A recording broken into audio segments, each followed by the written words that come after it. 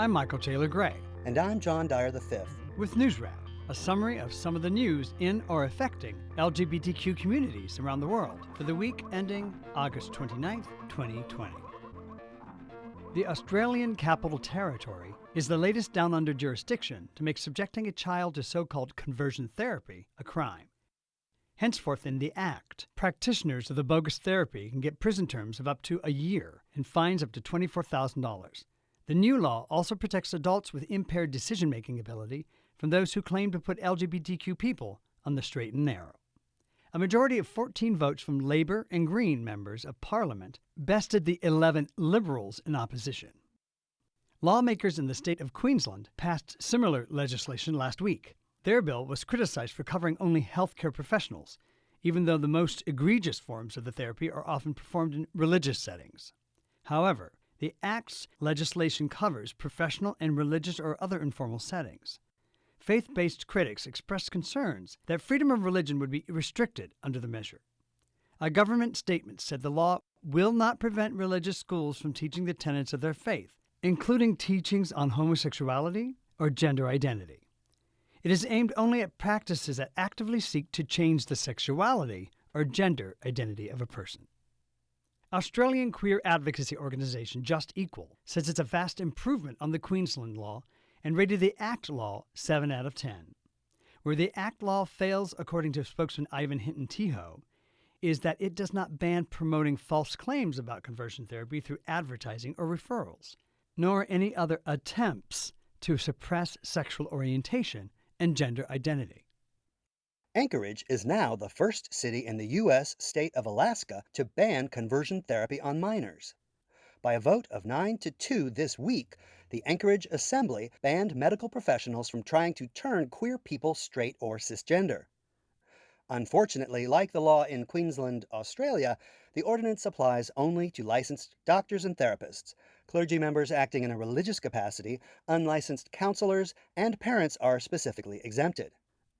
Nevertheless, Gay Assembly Chair Felix Rivera told the Anchorage Daily News that one day this practice will be banned throughout the United States. Alaska's largest city now joins dozens of others across the country that ban the practice in one form or another. It also makes Alaska the 40th state in which at least one jurisdiction has banned the discredited therapy. ShanghiPride has come to the end of the rainbow. Shanghai has stood out among Chinese cities for successfully hosting the country's longest-running annual LGBTQ Pride celebration. But the organizers announced in an open letter posted online this week that they were regretfully canceling all upcoming activities and taking a break from scheduling any future events. Only a vague need to protect the safety of all involved was cited as the reason. COVID-19 social distancing restrictions have largely been lifted in the city after a sharp drop in cases. ShanghiPride did hold a number of successful in-person events in mid-June, although nothing as in-your-face as a Pride parade has ever been attempted. Their celebrations have consisted of art exhibits, fun runs, films, dances, job fairs, and other relatively low-key events. However, CNN reports that there's been increasing government pressure aimed at individual group members to the point of where it was disrupting their day jobs and normal lives. The cancellation of ShanghiPride has been widely lamented on social media, according to Reuters. The subject has been viewed more than 17 million times on China's Twitter-like Weibo. The COVID-19 pandemic has delayed the second-ever LGBTQ Pride March in the Bosnian capital of Sarajevo, prompting a high-profile imam in the city to thank Allah. Muhammad Velish told his 75,000 Facebook followers, "In every misfortune and tragedy there is also a grain of happiness, goodness, and beauty. May the gay parade never return to our city and country." The spiritual hierarchy of Bosnia's Muslims quickly distanced itself from Velish. An Office of the Grand Mufti spokesman told Radio Free Europe, "This is his personal position and it is not the position of the entire Islamic community." Velish clearly speaks for a segment of that community, as his post has been liked more than 4,000 times. Sarajevo's first Pride March was held in September 2019, marching to the cry, "Ima Izak," roughly translated as "coming out." Volatile protests, organized by conservative religious leaders, preceded the march, and there was heavy security presence.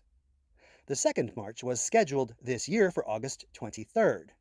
A statement by defiant organizers stressed that the march was only being postponed due to the epidemiological situation. The government of Hungarian Prime Minister Viktor Orbán seems to be following in the homophobic footsteps of neighboring Poland. During Budapest's COVID-created virtual Pride celebration in mid-August, a hardline soccer fan tore down a rainbow flag from a municipal building and set it on fire. The leader of a far-right fringe group was seen 2 days later in a social media post proudly removing a rainbow flag from a municipal building and throwing it in a trash bin. Police detained both perpetrators.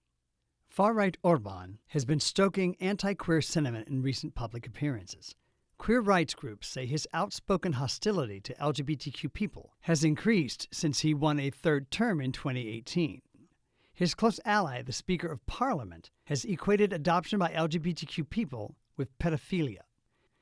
Orbán used an event commemorating the end of World War I this week to lament the erosion of what he called Christian values and decried Western Europe's experiments with a godless cosmos, rainbow families, migration, and open societies. He declared that the new monument dedicated to the end of the Great War would be a call to Central European countries to rally around the so-called Polish flagship. Orbán seems to be sealing his bond with Poland's recently re-elected Law and Justice Party president, Andrzej Duda. Duda has dehumanized LGBTQ people as an ideology worse than the Soviet Union's. U.S. federal courts have delivered transgender rights victories for the third consecutive week. In Richmond, Virginia, the U.S. Court of Appeals for the Fourth Circuit ruled that the Gloucester County School District violated the Constitution when it denied transgender male student Gavin Grimm access to boys' bathrooms. The same court ruled in Grimm's favor in 2016, and the U.S. Supreme Court was set to consider the school district's appeal in 2017. But then the Trump administration overturned the rule that trans students be given access to sex-segregated facilities on campus that match their gender identity under federal civil rights laws governing public education. So the High Court sent the case back to the Fourth Circuit.